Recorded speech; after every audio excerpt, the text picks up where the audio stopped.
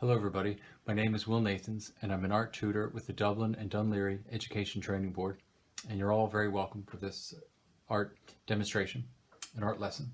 And today what I'm going to do is demonstrate for you drawing in pen and ink, and this is a wonderful way to draw in using black India ink, and it gives your drawings a beautiful rich quality that you can achieve. So for my materials, I just have a sheet of cartridge paper, my pencils, erasers, my black India ink, and you can pick up this at any art shop, and a jar of water in order to clean my pens. And I have a selection of pens here with nibs. The metal nib is what gives the drawing its character, these metal pen nibs, and they're interchangeable. You can select a variety of different sizes and shapes, and each one has a particular unique quality to it. So the first thing you want to do, I also have a rag too. It's always good to have a rag handy in order to clean your nib, and I'll demonstrate how I do all that. So before you begin, sometimes it's helpful just to get comfortable with the nib. Open this up here. And if you notice the pen itself, the nib, get this. That's it there. The pen nib has a hole in it. Okay. So what you want to do is when you dip the pen into the holder, you want to make sure that the ink reaches at least the bottom of that hole, ideally halfway of that hole on that pen nib. Okay, so just to show that for you, I dip my pen in here, give it just a wipe on the edge, and then this way you can see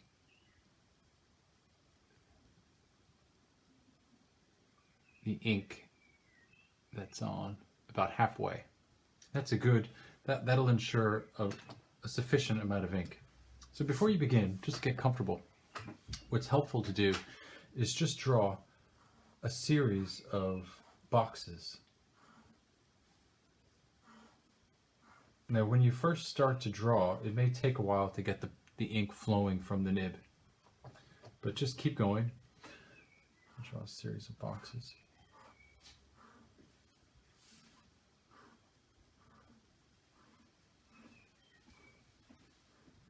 Also, sometimes when you first buy a pen nib, you might have to heat the pen nib, and all you need to do is just pour a bit of boiling water or so right on top of the metal of the nib.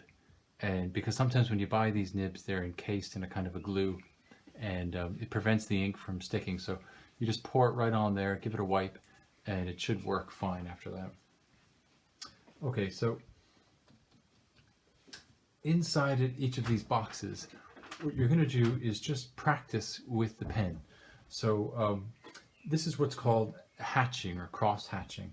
So for instance, if I were to fill this first block up with just a series of parallel diagonal lines, and that represents a kind of shading or tone that you would use with a drawing. With the second box, I'm going to do the same thing. And it doesn't matter if you go from right to left or left to right, whatever's comfortable with your drawing. And then I'm just going to cross hatch. So I'm going to go now from right to left. I'm going to go now from left to right at right angles. And that gives me a hatching, almost like a mesh. And what happens is the more layers you add, it will darken the tone. So we'll just continue with this.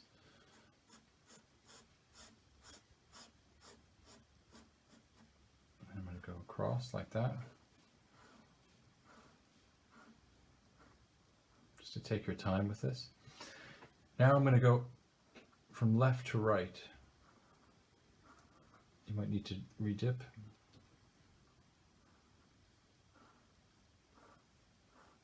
Now this is the third pass, and you can see the tone is getting progressively darker. Now I'll do the same thing again with the final block, the fourth one.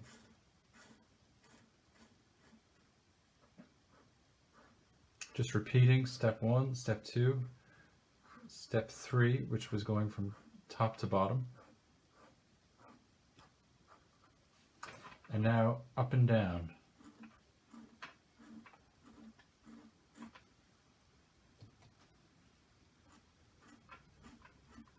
So with that final step, I just went like this on top of that. And you can see how much darker still. You can continue as many layers as you like, but as you can see, with each layer, it gets progressively darker. So the unique thing about pen and ink is that there's no, as opposed to a pencil, so after a few passages of drawing, what you want to do is just dip the nib halfway or so into your water, and you're just cleaning the nib. This way the ink doesn't get caked on the pen nib. And just any old rag will do. Cotton is usually the best, so that'll keep it nice and clean. With a pencil, you can shade and you can put in tone and you can really vary, darker to light and so on.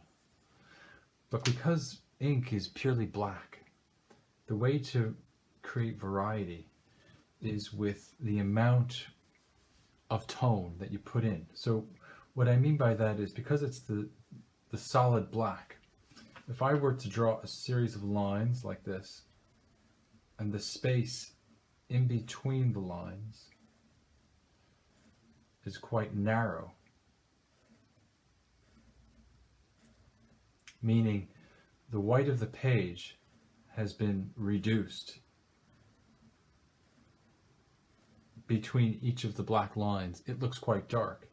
But if I spread the lines apart, showing more white of the page,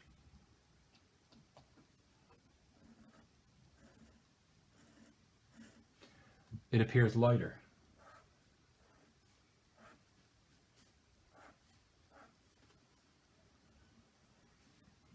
So how much white of the page that you show in between each stroke will characterize how much light is on your drawing.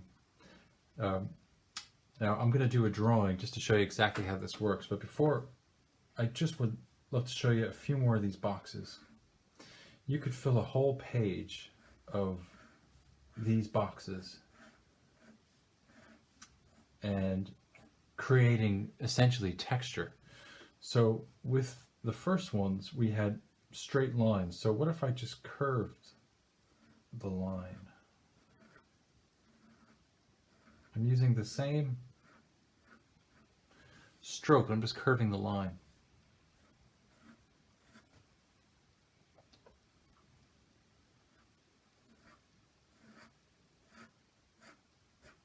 And now I'm going to go cross hatch this way.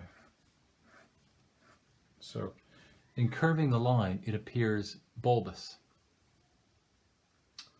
I'm going to keep the lines fairly close together and then widen them out as I come across. You can see that action. I can do the same thing over here.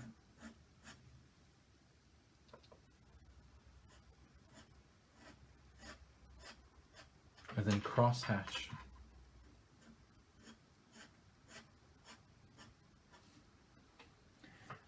It's almost infinite how many of these boxes you could do depending on the type of texture.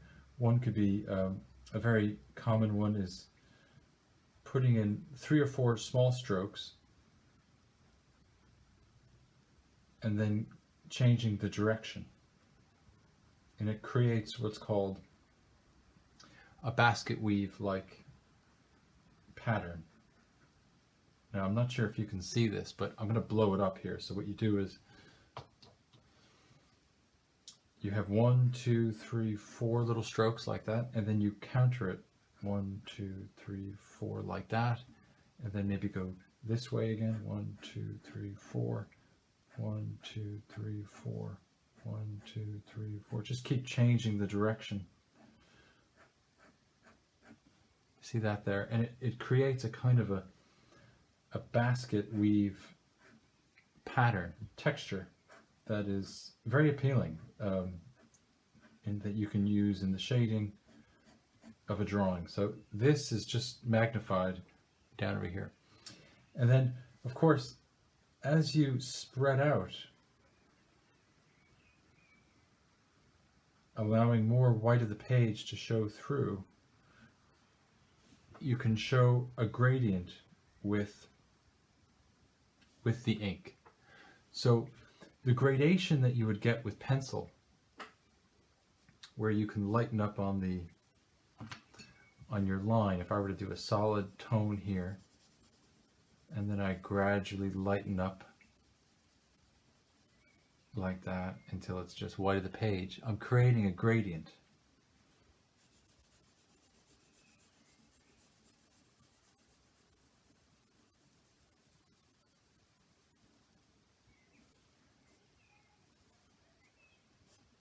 And that's my gradient with pencil. It's quite easy to do it with pencil, just by letting up on the pressure of the pencil.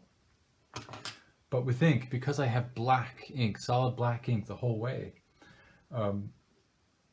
I create the gradient by allowing more of the white of the page to come through. So just to draw this in ink, I would do this. I would allow less white in between each black stroke, and then gradually widen the strokes, allowing more white of the page.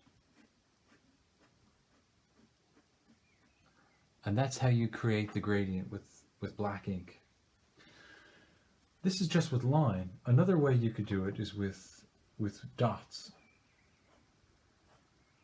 So if I kept my dots, this is what's called stippling. If I kept my dots closer together in the congested area of shadow, and then gradually allowed more white space,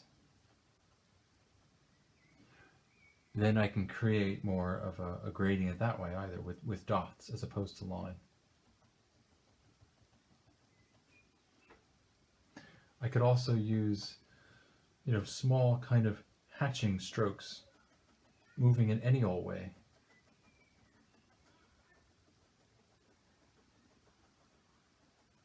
And then doing the same thing.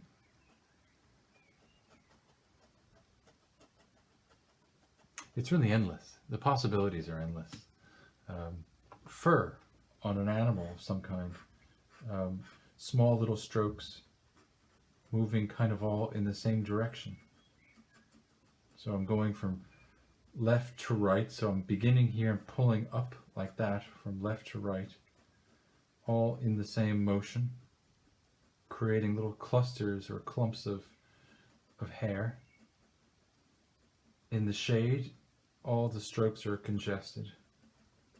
And then as I move into the light, more white of the page. And if you just practice this, if you just filled numerous little boxes like this, try to come up with your own textures and patterns, you're really going to get a handle on how to create tone and different values with just the black ink. Don't worry if you make a mistake, it's okay. This is the learning process with ink. So one little tip too, when you're drawing with ink, just be conscious of where you're resting your hand as you work, because what can easily happen is smearing. Also, if you're make sure too that your bottle of ink is close enough but not in the way of your stroke, because you can very easily knock over the bottle of ink, as well as your jar of water. It's also handy too to keep the cap on the ink. Sometimes what can happen is, and you can do this deliberately too, some artists like to have a nice thick rich black ink, so what they do is they leave the cap off the ink overnight, and some of the water in the ink evaporates and the ink thickens and you get really rich blacks, really rich darks. In the same way, you can add a few drops of water to your ink in order to make the ink a bit more watery, or it can flow a bit better. Also, if you're having trouble with the nibs, it could also be because of that the ink is quite thick.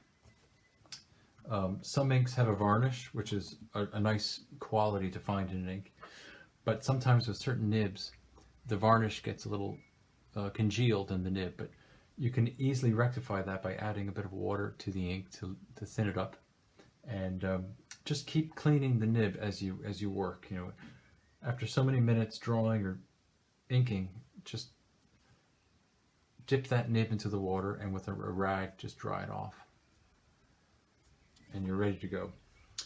Okay, so what I'm going to do for you now is do a drawing of, I just have any old thing at home is a great subject. This is just an old banana that I might work on for you, just to show you how to give texture to this. So when drawing a pen and ink, sometimes it's very helpful to do it first in pencil.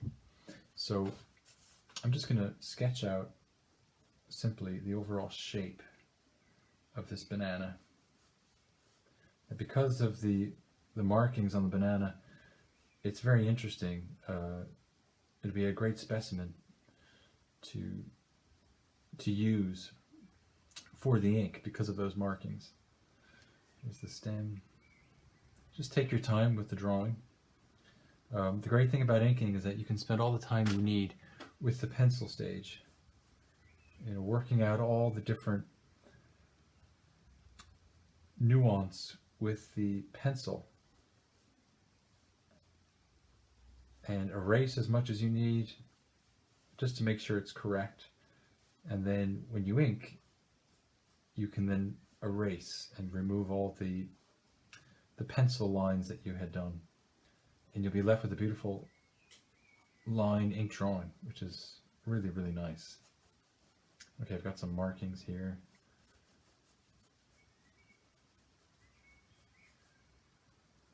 That's going to be dark. There's a bit of a shadow here.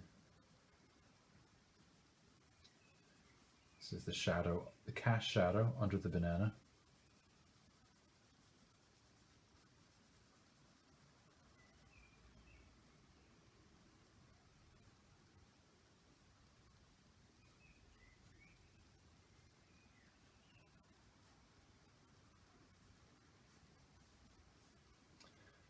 There's any number of different size nibs, so you really want to experiment, and eventually you'll find a size and a shape that you really like, and just stick with it and keep practicing away on that size and shape, and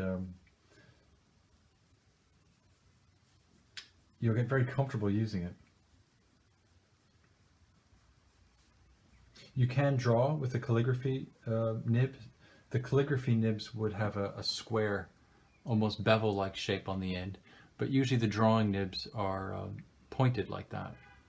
But you can certainly draw. You can also use the marker. You can certainly use this, and I can show you how that works. Okay, so I have my drawing in place, and I'm ready now to ink. Just make sure that you're more or less satisfied with everything about the drawing before you start to ink, because once you move on to the ink, you can't make any corrections. So just make sure that before you move to the ink, you have everything, you're satisfied with everything, you're happy with the way that it looks. Okay, I'm gonna try a different nib now. This one is called a crow quill nib. It's a very fine nib, but it gives a lovely line.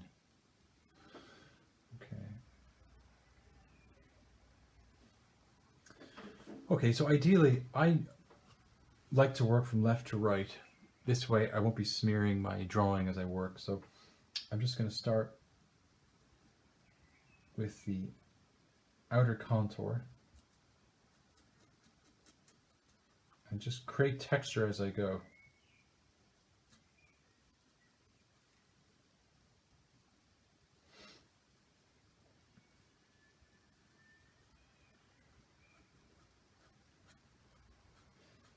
I'm deciding to make my shadow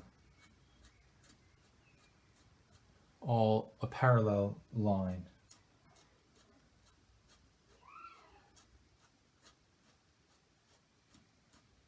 This way this particular mark, this parallel line for the shadow will differentiate itself from the actual banana.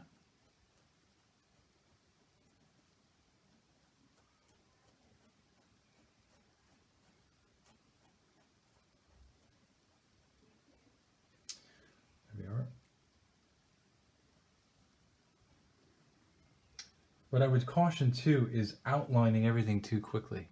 You see, if I outline everything too quickly, I'll be left with a very flat thing. So for instance, what I mean by that, if you were drawing this banana and you started to ink and you just went around the whole thing you just outlined the whole thing, I would caution you on doing that, because I'm reluctant to commit too early on a solid line. So I want to try to use texture as much as I possibly can with some of these different patterns in order to give interest and character to the drawing.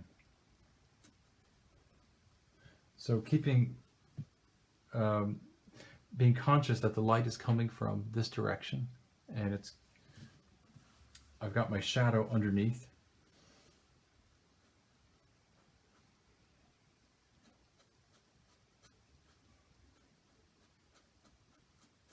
I can now cross hatch on this parallel line, and in doing that, it's going to darken my cast shadow.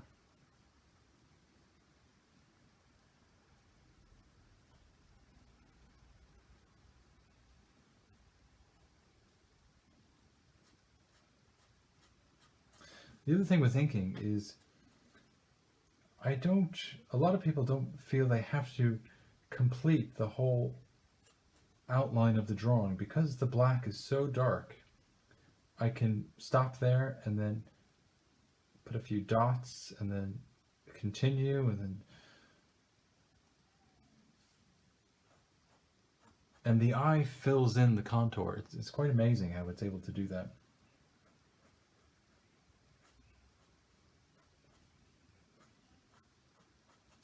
Also, by varying the pressure, by pressing harder and then lighter, I can get a stroke like that. It's bulbous at its beginning, and then it trails off very, very thin. So that's another technique I can use with some of these areas of the banana, or any object for that matter.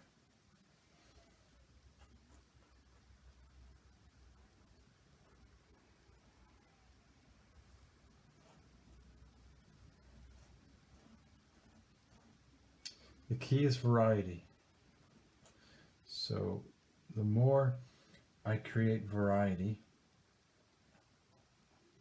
the more interesting, hopefully, my drawing will be.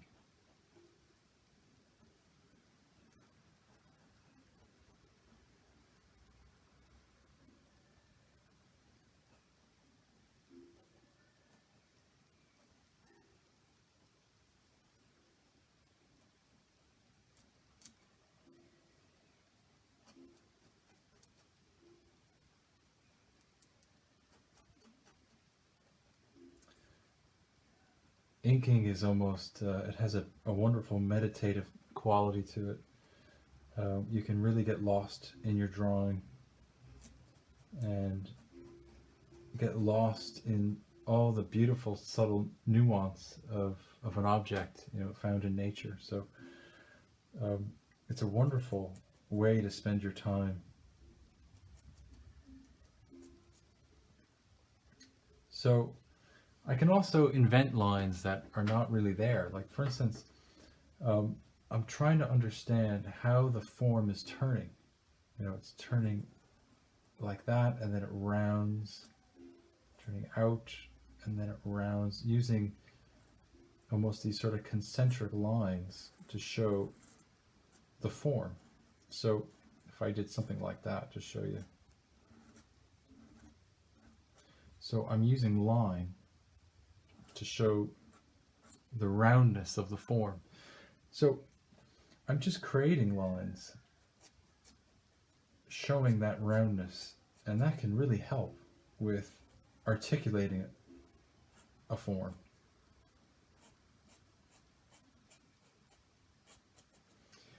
I'm going to clean my nib now, because I can start to feel the ink congeal a little bit.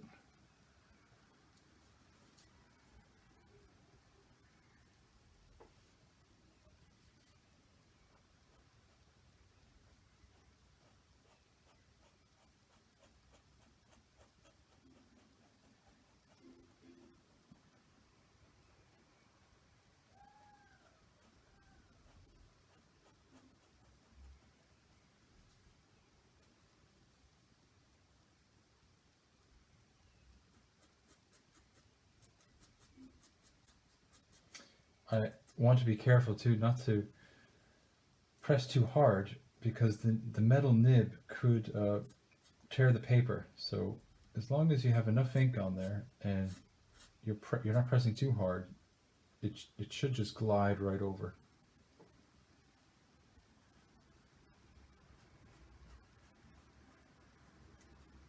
I'll indicate now some of these bruises on the banana.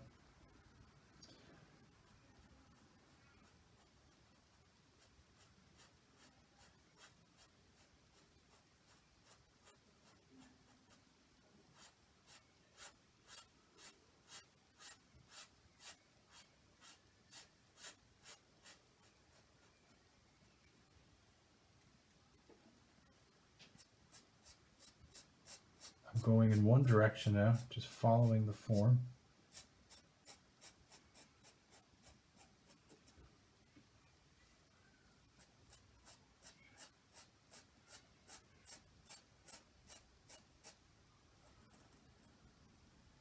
It's a nice thick line there.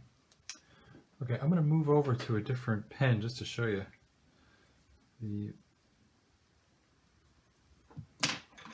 This is just a different shaped pen here.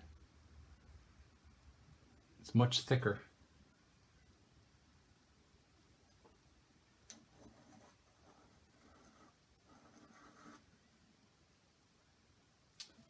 So you can certainly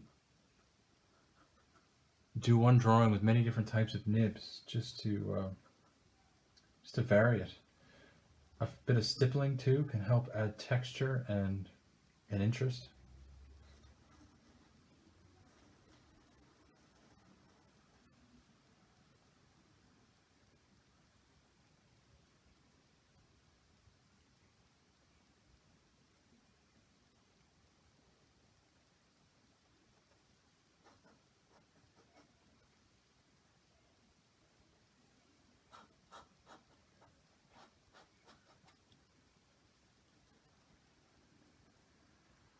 All kinds of markings on this.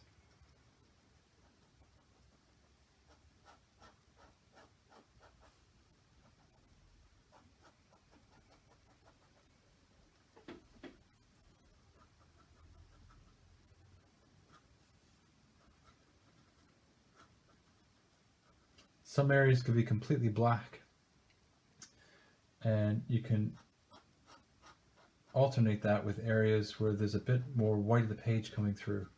So just keep trying to create variety with your drawing, and with practice you'll get to a point where you're going to be you almost have a facility with the instrument. So that's it. Okay, I'm going to let that dry now, and while that's drying, I'm just going to show you, this is what's called a ruling pen. You can get this at any art shop, a ruling pen. And what a ruling pen does is, sometimes what I like to do with a drawing, I just need a metal ruler, and I just dip the ruling pen. The ink fits in between these two prongs. And with a ruling pen, I can square off the drawing.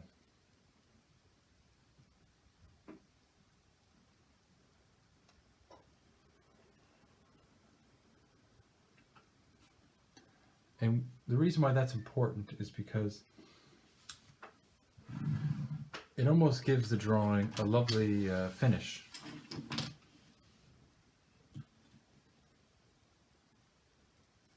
So the ink is in between these two prongs, and as I run my ruler,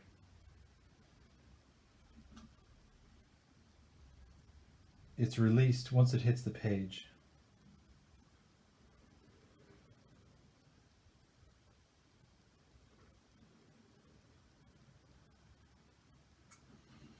That's it.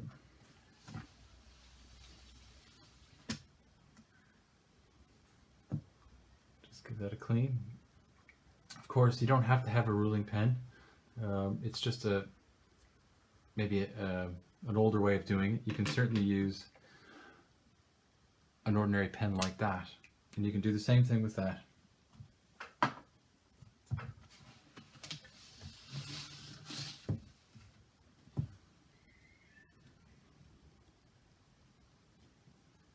just crop this here.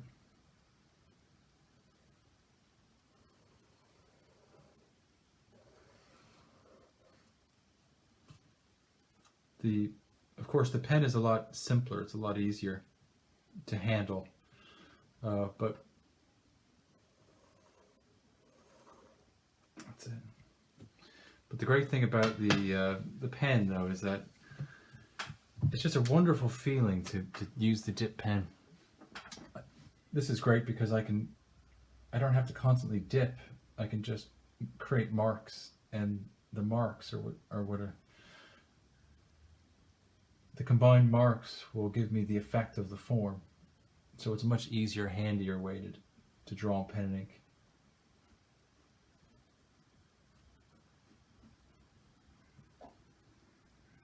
Dots there. Okay, I'm just going to let that dry for a bit. So basically, by framing this, it just completes the drawing, and you can really play around with how you want to crop your drawing. Probably, ideally, you can do it first in pencil. Doing it in pencil first, you get a sense of how you want to crop your drawing, and then once it's cropped, then go over it in the pen.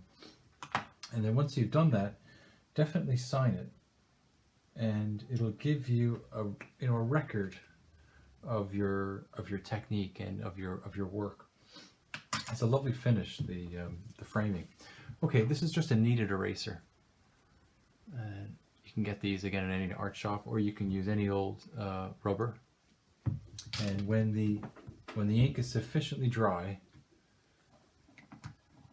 then what you want to do is go over your ink drawing with your eraser. Just going to double check this is dry, because otherwise you could see the whole ink just spread and ruin your drawing. So really give it the time to dry. So I'll just see here, looks like it's pretty good. I'm removing now all of the pencil marks, and you're left with just the black and white image. And oops, it's okay. But there's something very satisfying about removing all the pencil and being left with just the black and white. It's a really great feeling.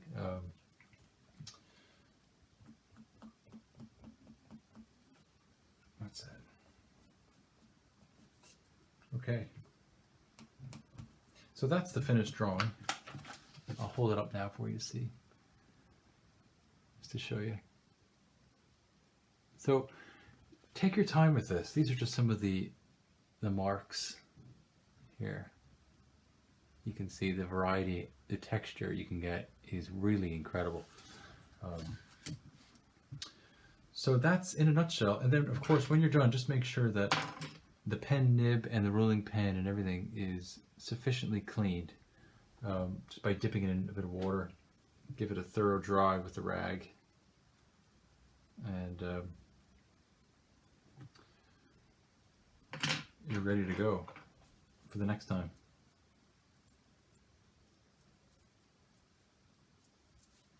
Be careful too, because these can also be very sharp. Sometimes if you drop it, or if you're not careful, sometimes you can accidentally just prick yourself. So just be very careful handling them.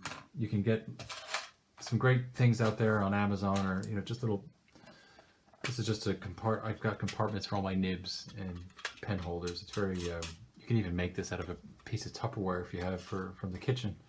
This way it keeps everything tidy and organized, so that you have it when you need it. And that's that. So thank you very much, everybody, for that art lesson. Just remember to stay safe, to mind the social distancing, the 2 meters, and always wash your hands. So thanks very much, everybody, for that. Okay, take care. Bye-bye.